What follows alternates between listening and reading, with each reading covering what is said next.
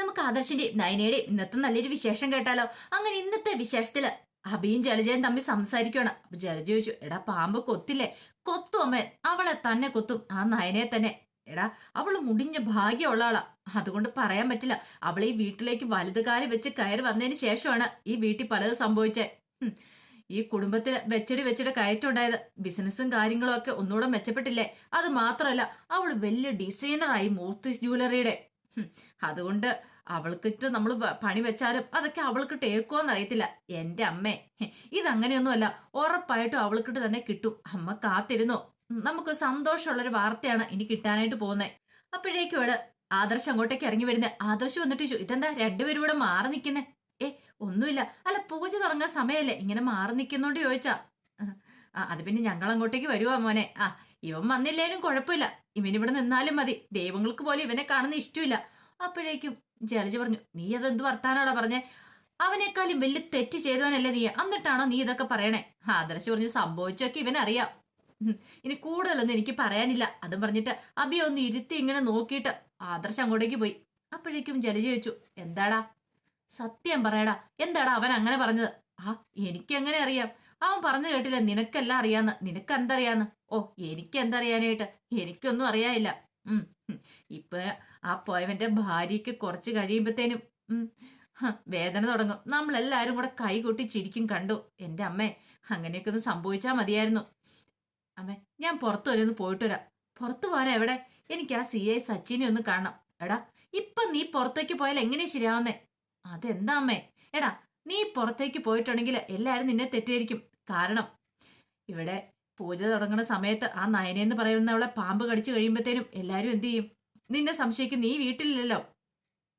അപ്പൊ പിന്നെ നീ പോയാൽ എങ്ങനെയാ?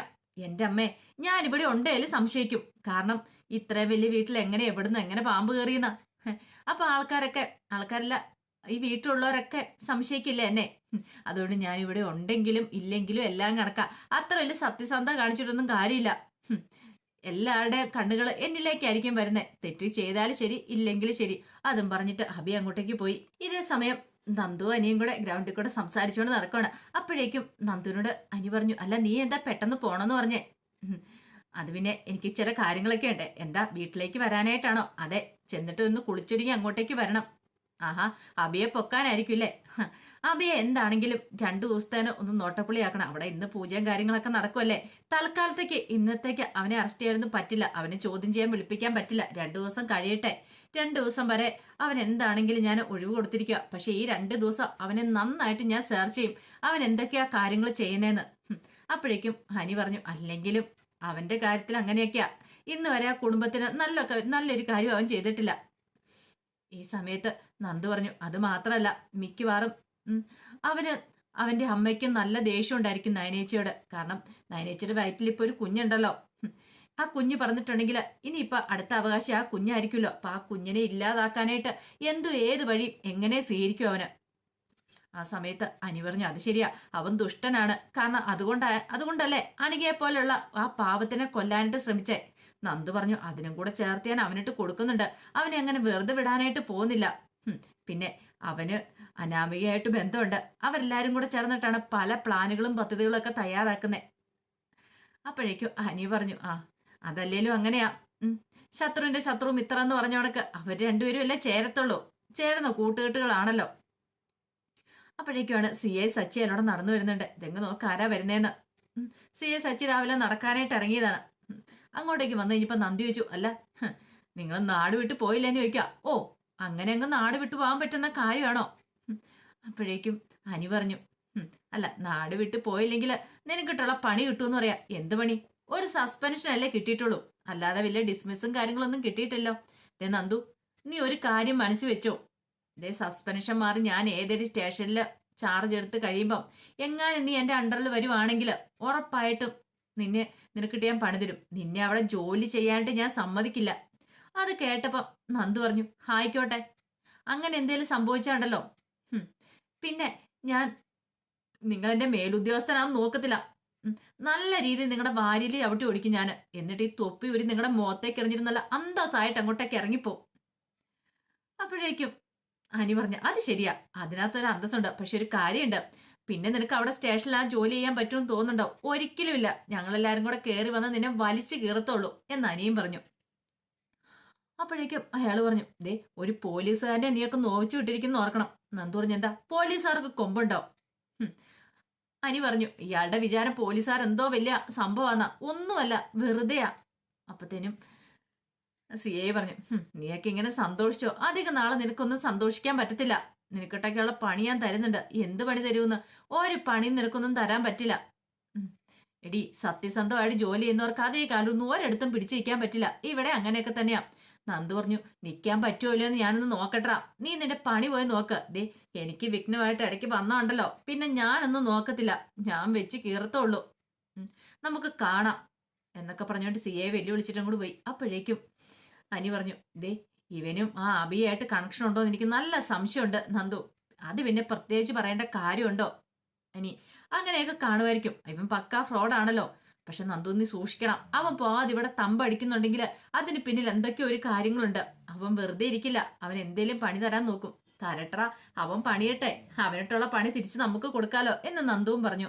കുറച്ചു കഴിഞ്ഞപ്പോ അബിയും സച്ചിയും കൂടെ കാണുവാണ്. ആ സമയം സച്ചി പറഞ്ഞു, എന്നെ സസ്പെൻഷൻ ആക്കിയത് അവള്. ആ നന്ദുവും അനിയും കൂടെ ചേർന്നിട്ട് അവർക്കിട്ട് നല്ല പണി തന്നെ കൊടുക്കണമെന്ന് പറയാണ്. ശരിക്കും പറഞ്ഞാല് പാമ്പിനെ കയറ്റി വിടേണ്ടത് ആ അനിയുടെ മുറിയിലേക്കായിരുന്നു. അപ്പോഴേക്കും അബി പറഞ്ഞു, അതുകൊണ്ട് എന്താ കാര്യം ഇരിക്കുന്നേ?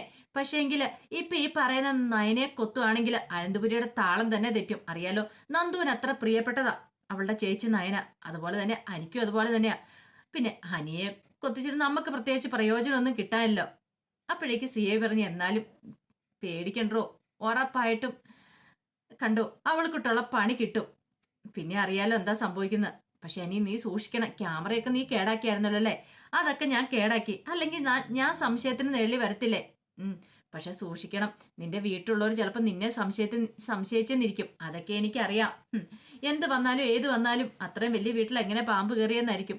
പക്ഷെ ഞാൻ ആരുടെ മുന്നിൽ അങ്ങനെ തലകുനിക്കാൻ പോകുന്നില്ല, പിടുത്തം കൊടുക്കാൻ പോകുന്നില്ല. എനിക്കറിയത്തില്ല, അത്ര മാത്രമേ ഉള്ളൂ.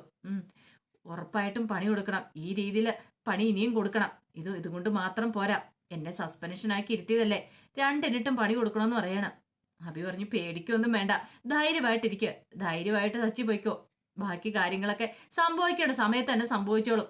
അങ്ങനെ സച്ചി അങ്ങോട്ടേക്ക് പോയി കഴിഞ്ഞപ്പോൾ അഭി ആലോചിച്ചു, ഇപ്പൊ തന്നെ അവിടെ പൂജയൊക്കെ തുടങ്ങുമായിരിക്കും. കാര്യങ്ങൾക്കൊക്കെ ഒരു തീരുമാനവും ആ ഒരു സന്തോഷത്തോടെയായിരുന്നു അഭി അങ്ങോട്ടേക്ക് പോയത്. ഈ സമയം ദേവയാനി ചന്തമോൾക്ക് കണ്ണൊക്കെ എഴുതി കൊടുക്കുവാണ്. കണ്ണൊക്കെ എഴുതി കൊടുത്തിട്ട് പറഞ്ഞു, അതെ മോളുടെ അമ്മ ഇന്ന് പൂജ ചെയ്യാൻ പോവാ. മോള് നല്ല സുന്ദരിയായിട്ട് വേണം അങ്ങോട്ടേക്ക് പോവാനായിട്ട്. അപ്പോഴേക്കും ചന്തമോള് ചോദിച്ചു, അല്ല നയനാമിക്ക് കുഞ്ഞു പറക്കാൻ പോവല്ലേ? അതെ, കുഞ്ഞു പറന്നു കഴിയുമ്പത്തിന് മോൾക്ക് എപ്പോഴും കുഞ്ഞിനെ കൊഞ്ചിക്കാം. നവ്യയുടെ കുഞ്ഞുകൂടെ ഉണ്ടെങ്കിലും അതിന്റെ അടുത്തേക്ക് പോലും മോളെ അടുപ്പിക്കുന്നില്ലല്ലോ. പക്ഷേങ്കിലേ നയനാമ്മയുടെ കുഞ്ഞുണ്ടായി കഴിയുമ്പത്തേനും മോൾക്ക് എപ്പോഴും അതിനെ കൊഞ്ചിക്കുകയോ എടുക്കുകയോ ഒക്കെ ചെയ്യാന്ന് പറഞ്ഞു. ചന്തമോൾക്ക് ഭയങ്കര സന്തോഷം. ജയൻ പറഞ്ഞു, ശരിയാ, അതെ മോള് വേണം. ദേ ഇനിയിപ്പൊ ആ കുഞ്ഞിനെ നോക്കാനായിട്ട് എന്നൊക്കെ പറഞ്ഞു. അങ്ങനെ ഇത്തിരി കഴിഞ്ഞപ്പോഴത്തേനും പൂജയ്ക്കുള്ള സമയമായി. നയന പൂജയ്ക്ക് വേണ്ടുന്ന ഒരുക്കങ്ങളൊക്കെ ചെയ്യുവാണ്. അങ്ങനെ മാലയൊക്കെ ഇട്ട് വേണ്ടുന്ന കാര്യങ്ങളൊക്കെ അവിടെ ചെയ്യുവാണ്. അപ്പോഴേക്കും അഭി പറഞ്ഞു, അമ്മേ എല്ലാരും ഭയങ്കര സന്തോഷത്തിലാണല്ലോ, നീ വാ, നമ്മളിങ്ങനെ മാറി എന്നാൽ ശരിയാകത്തില്ല, നമുക്ക് അങ്ങോട്ടേക്ക് പോവാന്ന് പറഞ്ഞു. ഒടുവില് നയന പൂജകളൊക്കെ തുടങ്ങുവാണ്. ഈ സമയത്ത് അഭിയും ജലജ ഇങ്ങനെ ഇച്ചിരി മാറി നിൽക്കുവാണ്. അപ്പോഴേക്കും മുത്തശ്ശി ചോദിച്ചു, നിങ്ങൾ എന്താടാ അങ്ങോട്ടേക്ക് മാറി നിൽക്കുന്നത് എന്ന് ചോദിക്കുവാണ്. ഇങ്ങോട്ടേക്ക് വന്നിക്കേ. വേണ്ട വേണ്ട, ഞങ്ങൾ ഇവിടെ നിന്നോളാം.